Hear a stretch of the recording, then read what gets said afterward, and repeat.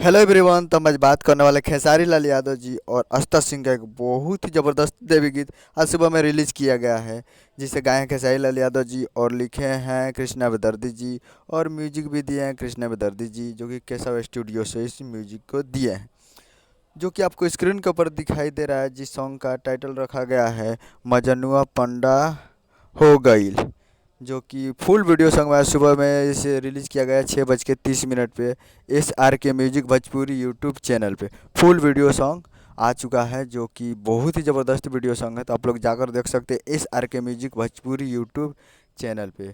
उम्मीद कर रहा हूँ वीडियो अच्छा लगा हो तो हमारे चैनल को सब्सक्राइब करके बेल आइकन प्रेस कर दीजिए, ताकि ऐसे ही खेसारी लाल यादव जी के लेटेस्ट न्यूज लाते रहे। जाइए, और फुल वीडियो सॉन्ग आ चुका है SRK music Bhojpuri YouTube channel पे, तो जाकर देखिए और मज़े लीजिए। जो कि 2022 का चौथा देवी गीत है खेसारी लाल यादव जी के, तो जाइए और प्यार दीजिए। तो मिलते हैं अगले वीडियो में, तब तक के लिए जय हिंद, जय भोजपुरी।